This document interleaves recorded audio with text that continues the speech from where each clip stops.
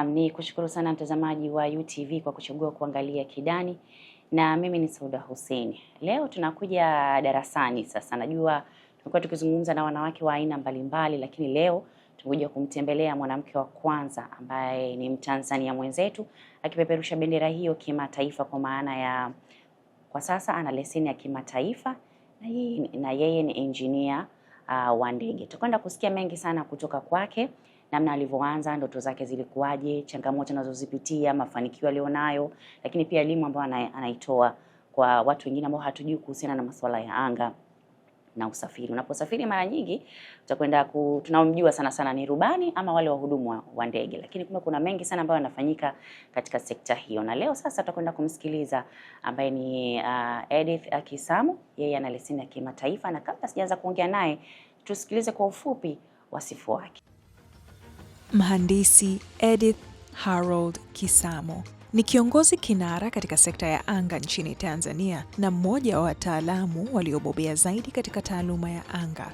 Akiwa na takriban miaka 15 ya uzoefu wa kitaaluma katika sekta ya anga, Mhandisi Kisamo anatambuliwa kama mwanamke wa kwanza Mtanzania kupata leseni ya EASA Part-66 B1 ya uhandisi wa matengenezo ya ndege, mafanikio ya kihistoria yanayoashiria umahiri wa hali ya juu wa kiufundi, uwezo wa uongozi na utii wa viwango vya kimataifa. Edith anajitofautisha kwa kuwa na ithibati nyingi za aina za ndege na engine, jambo linalodhihirisha kina cha ujuzi wake wa kiufundi, nidhamu ya kitaaluma na ari endelevu ya ubora.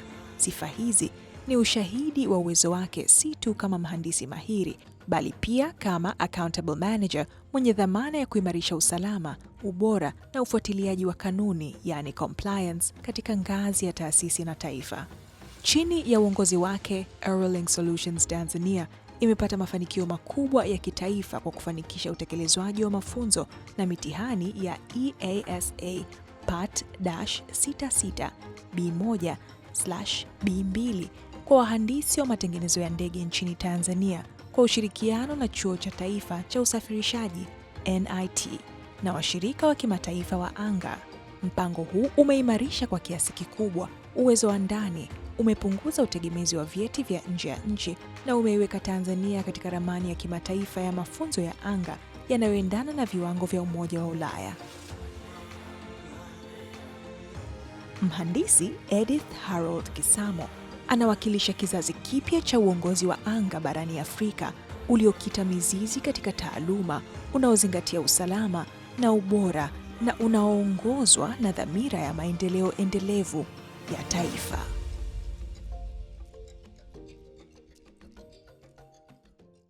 Naam, tumerejea na huo ndo wasifu wake, na ndio niko naye hivi sasa. Kwa fursa niliyopata adhimu na kwa moyo nilionao, labda nikwambie tu Edith, zamani nilitamani sana kuwa wale wahudumu wa kwenye ndege, lakini ndoto zangu hazikutimia. Hongera wewe kwa kupeperusha bendera yetu ya Watanzania kimataifa, na tunajivunia wewe. Habari yako? Nzuri. Za kwako?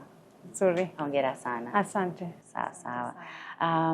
Hatujui chochote kuhusiana na masuala ya ndege, mambo ya leseni na nini. Sisi tunajua tu driving license, ukitaka kuendesha gari utaenda wapi pale utapewa leseni yako. Wewe tusimulie kuhusiana na hiyo sekta nzima ya mambo ya aviation na leseni za kimataifa zinakuwaje na wewe binafsi. Kwanza kabisa mimi ni engineer wa ndege, na sio engineer wa ndege tu wa hapa Tanzania, ni wa kimataifa, ambaye leseni yangu mimi ni ya kimataifa. Na ni miaka 10 iliyopita ndio nilipata hiyo leseni. Lakini kiufupi naweza kuzungumzia mambo ya masuala yote ya ndege. Ndege kama ndege ina sekta nyingi, ina vitu vingi vinavyofanyika kule ndani. Lakini sisi kama maengineer wa ndege, sisi kazi yetu kuu ni kutengeneza ile ndege. Itavyokuwa imeshuka chini ama iko angani, tunaweza kuitengeneza ili epukane na ajali na kitu chochote. Ndege lazima itengenezwe. Okay. Ndio. Kwa kutengeneza unamaanisha kuanzia mwanzo ama kufanya maintenance plan? Sisi tunafanya maintenance. Kama imeharibika, kama kuna kitu kinatakiwa kibadilishwe, kama kuna kitu kinatakiwa kiingizwe, sisi ndio kazi yetu. Lakini wale wanaounda ndege ni tofauti na sisi. Kuunda ndege kinaundwa kule manufacturer, lakini wale ambao wako ndani, sisi ambao ni maengineer, kazi yetu lazima tuijue ndege vizuri, lazima tuitengeneze, tujaze mafuta, tujaze upepo, ni kama vile unavyotengeza gari. Okay. Ndio. Ni rahisi kiasi gani hiyo kazi? Ukisimulia mtu anaona kama kawaida. Kwenye ndege ina sheria zake, na sheria ni ngumu kidogo, ndio maana zinafanya mtu yoyote anaenda kuigusa ile ndege, iwepo sheria kali, kusiwepo na ajali. Hauwezi kusikia kuna ajali ya ndege kivyo, yaani mpaka itokee, ina maana kuna kitu kimetokea kwa muda mrefu, na waliofuata yani ni kwamba ni chain ya watu ambao wamefanya mpaka hiyo ajali katokea. Kwa hiyo kitu ambacho nachoenda kusema kwamba maengineer tunaenda kutengeneza ndege hii, chochote unachoenda kukishika pale kinakuwa kina ugumu wake, na lazima uwe makini sana, lazima uwe unakijua. Huwezi kwenda kushika ndege ukatengeneza bila kuijua. Lazima uwe umeisomea na unaijua vizuri, ndio unaweza kukupa leseni ya kuweza kuitengeneza hiyo ndege. Kwa hiyo kuna ndege ambazo wewe unaweza kutengeneza na ambazo huwezi kutengeneza. Ndiyo. Ama leseni yako yoyote unaweza? Hapana. Okay. Leseni yangu inani limit. Kuna ndege ambazo zile ambazo umezisomea na ndio maana unakuta engineer ndege hawezi kuendesha ndege. Yaani ndio, hauwezi kuendesha ndege kwa sababu unaweza kuijua ndege lakini huwezi kuendesha kwa sababu wamekulimit kwenye mipaka. Kuna mipaka hauwezi kuvuka. Sasa kuna ambaye anatuangalia saa hizi anatamani kujua historia ya Edith, alifikaje hapo? Imekuwaje? Amekuwa ni mwanamke wa kwanza Mtanzania kupata hiyo leseni ya kimataifa na kupeperusha bendera yetu kimataifa. Mpe kidogo historia yako ya safari kupitia. Kwanza mimi nilisoma Korogwe Primary, lakini tulihamishwa Nairobi. Nikamaliza darasa la 8 Masai Girls ambayo iko Nairobi. Baada hapo nikaenda form 1 mpaka form 4 ambayo ilikuwa hiyo system ilikuwa ni 844 ya Kenya. Nilimaliza form 4 yangu pia Nairobi ambayo ni St Monica. Baada hapo nilikuja form 5 na form 6 ambayo ni hapa Tanzania. Wazazi walikuwa wanataka sisi tusome form 5 na form 6. Kwa hiyo form 5 na form 6 nilikuja nikamalizia Cornelius. Baada ya hapo ndo nilienda Regional Aviation College ambayo iko Terminal 1 kwa miaka 3. Kwa hiyo miaka 3 nilikuwa nikifanya, kila mwaka tulikuwa tunaenda kufanya OJT ambayo ni practical. Unaenda kushika ndege, kile unachokifundishwa darasani unaenda kuonyeshwa. Kwa hiyo kwa mwaka wa kwanza tulikuwa tunaonyeshwa hizi ndege ndogo ndogo, ambayo hata kuna zile ndege ambazo ziko junk ambazo zimekaa tu, unaenda kuonyeshwa vile kinachoonyeshwa kule kwamba ulichofundishwa darasani. Hili ndio bawa la ndege, hii ndio miguu ya ndege, hii hapa ndo mahali ambapo rubani anakaa, tukifungua hizi ndio viti. Kwa hiyo ule mwaka wa kwanza ulikuwa more of introduction. Baada ya kumaliza miaka 3, wanafunzi sisi wote ambao tulikuwa darasani tulichukuliwa na precisionaire. Precisionaire walituchukua, walituajiri wanafunzi wote, lakini lengo langu mimi kubwa nilikuwa natamani kila siku nilikuwa nikipita, nikitoka darasani naangalia zile ndege kubwa zinavyotua hapa kama Ethiopia, Emirates, Qatar Airways. Kwa hiyo nikiangalia nasema kwa siku na mimi nitahudumia ndege hiyo kubwa. Kwa hiyo mimi matamanio yangu ilikuwa ni kwamba hiyo kitu kikubwa hichi lazima nikaangalie kule ndani kuna nini. Unaona, kwa hiyo nilikuwa natamani sana. Kwa hiyo wakati tulipochukuliwa na precisionaire tuko tunafanya pale kazi, mimi nilianza kufanya application yangu kuangalia hizi opportunity kwenye hizi airline nyingine. Bahati nzuri nilipata kazi Swiss International Airline, ambao wote walikuwa ni engineer kutoka Switzerland na wote walikuwa ni wazungu, ndio walinipa kazi. Lakini wakati ule mimi nilikuwa ni mechanic, nilikuwa si engineer. Kwa hiyo nilikuwa naangalia wanavyofanya kazi, utendaji wao wa kazi, lakini Swiss ilikuwa inahudumia ndege za Swiss, Emirates, Qatar Airways na South Africa. Ndege zote ni kubwa. Kwa hiyo pale ndo nilikuwa nasema sasa dream yangu ndo imefika. Kwa hiyo wakati ule ndo nilikuwa naanza kujua hizi ndege kubwa. Ndege kubwa kumbe kuna tofauti. Hii ndege iliyokuja sasa hivi ni Boeing, iliyokuja ni Airbus, imekuja type gani hivyo. Kwa hiyo wakati ule walikuwa tunahudumia, tunaziona, naangalia, lakini mimi nilikuwa ni mechanic. Nafuata tu nyuma, naambiwa fanya hiki, fanya kile wale tu. Baada ya pale kuna kampuni ilikuja, ilikuwa inaitwa Direct Maintenance. Ilivyokuwa imekuja walipata contract na Qatar Airways. Kwa hiyo Direct Maintenance walivyokuja walichukua. Wale watu walikuwa wanataka, hii kampuni ya Direct Maintenance walikuwa wanataka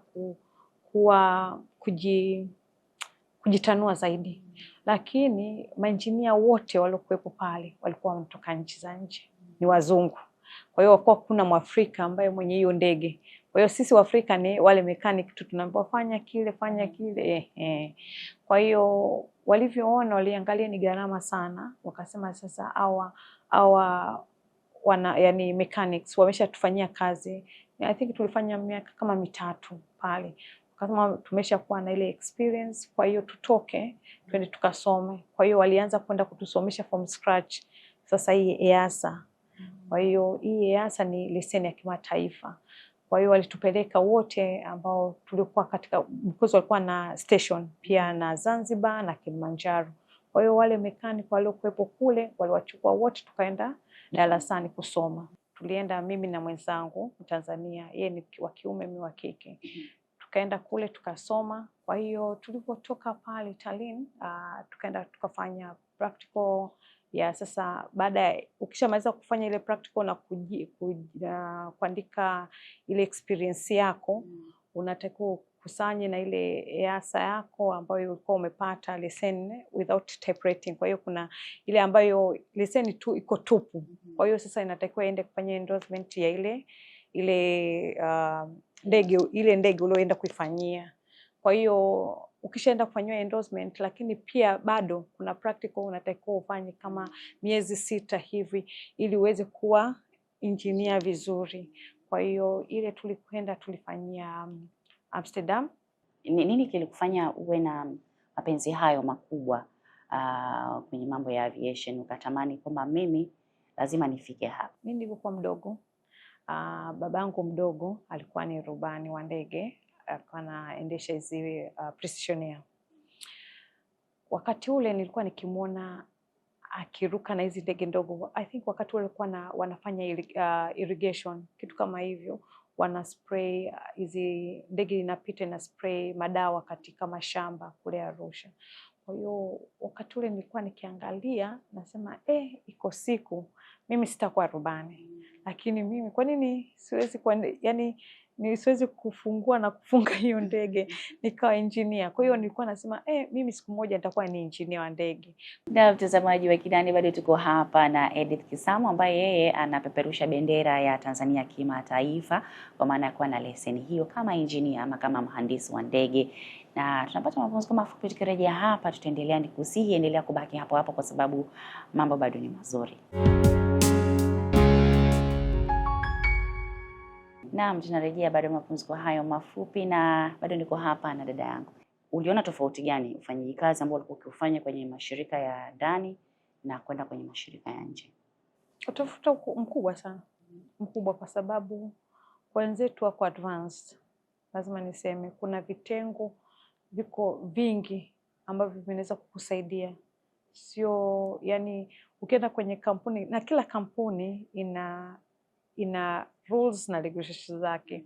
Kwa hiyo ukiangalia unapoenda katika kampuni fulani za nje, wameweka vile vitengo ambavyo kitengo hiki, wameweka vitengo vingi ambavyo viko separate. Kwa hiyo hauwezi tuwe mwenyewe ukaa peke yako ukafanya ile kazi. Kuna watu wengi wanakusaidia.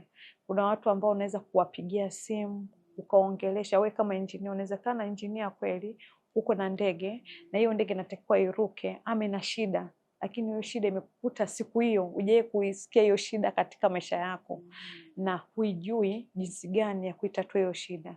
Kwa hiyo katika makampuni mengine wanaweka kitengo ambacho kuna watu wanaweza unawaambia kuna shida fulani na aina fulani, wenyewe wanaingia kwenye system, wanaiandika ile shida, inawaletea report, wanakwambia hebu fanya 1, 2, 3, 4. Kwa hiyo wanakusaidia kufanya ile kazi. Kwa hiyo inakuwa ni urahisi sana utendaji wako wa kazi kutokana na hapa kwetu.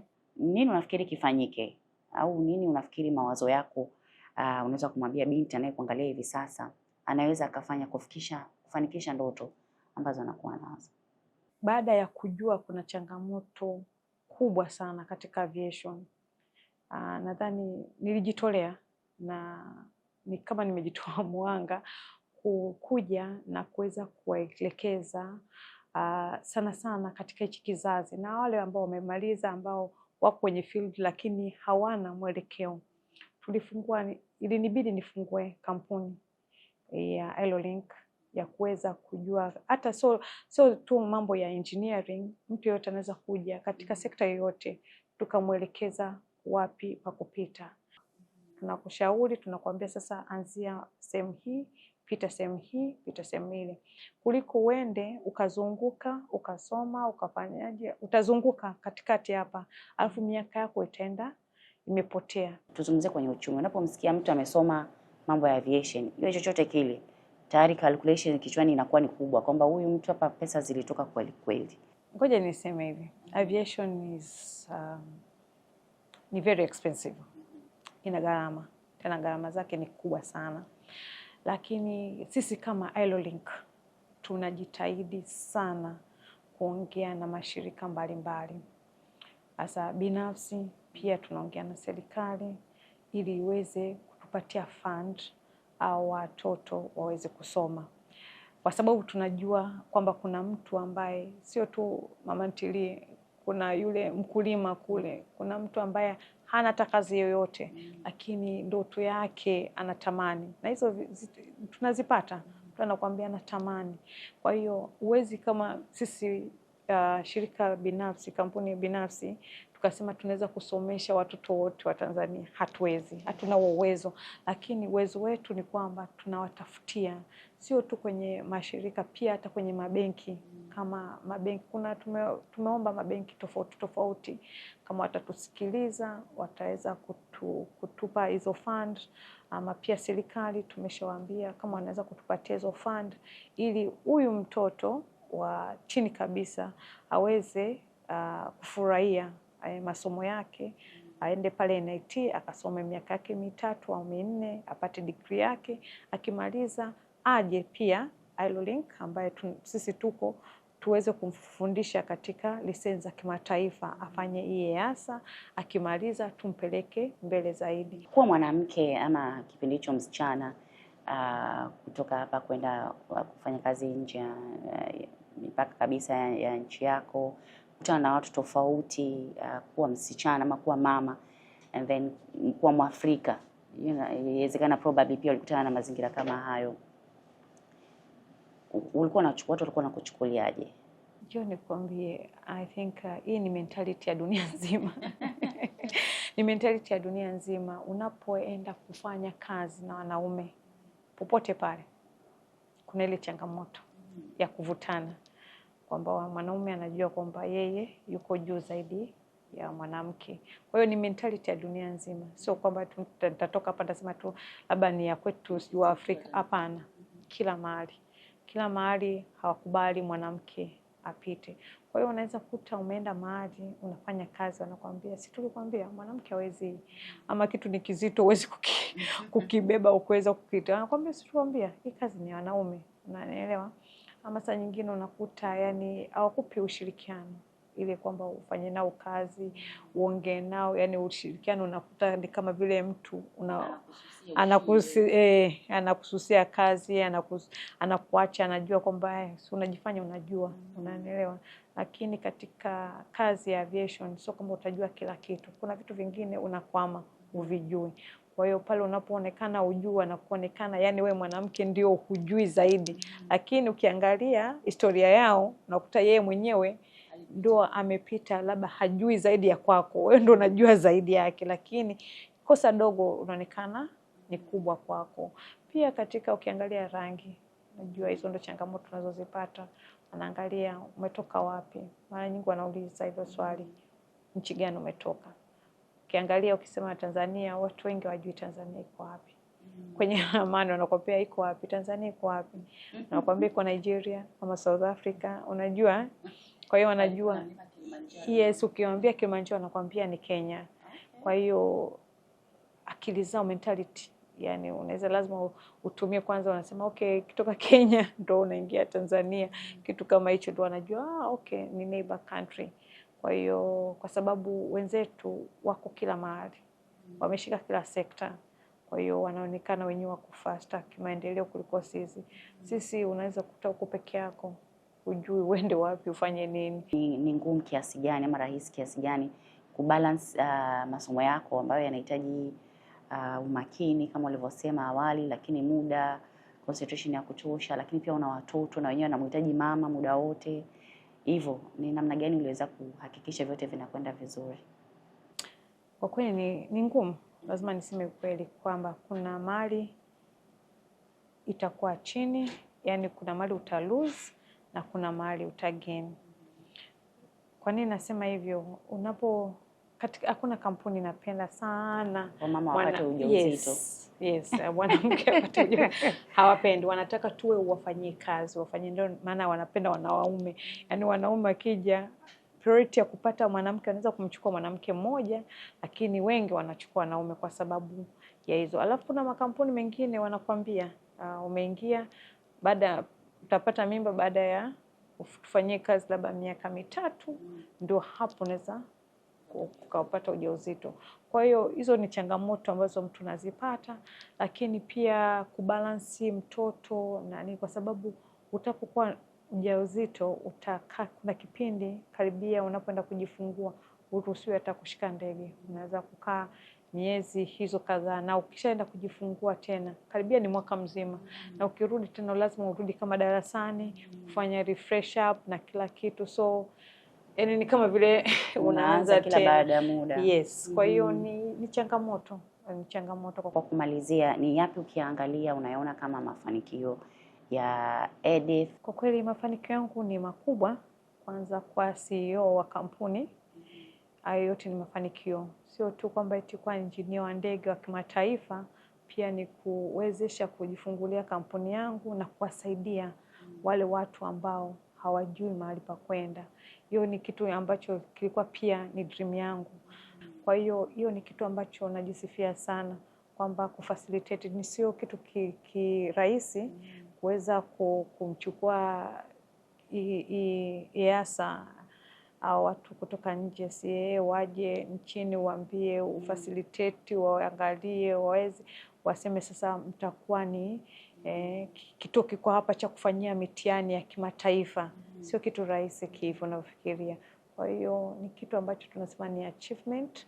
So yangu tu pia ni achievement ya serikali kuweza kufacilitate hii na kukubali NIT kuweza kuwa ni kituo kikubwa, na pia nawasifia hata rekta mwenyewe kukubali na kuweza kuangalia kwamba hii kitu kinaweza kuwasaidia Watanzania wengi. Ni achievement kubwa. Na mtazamaji wa Kidani, tunamaliza hivyo siku ya leo. Nilikuwa hapa na mkurugenzi mtendaji wa Aerolink ambaye ni Edith Kisamo.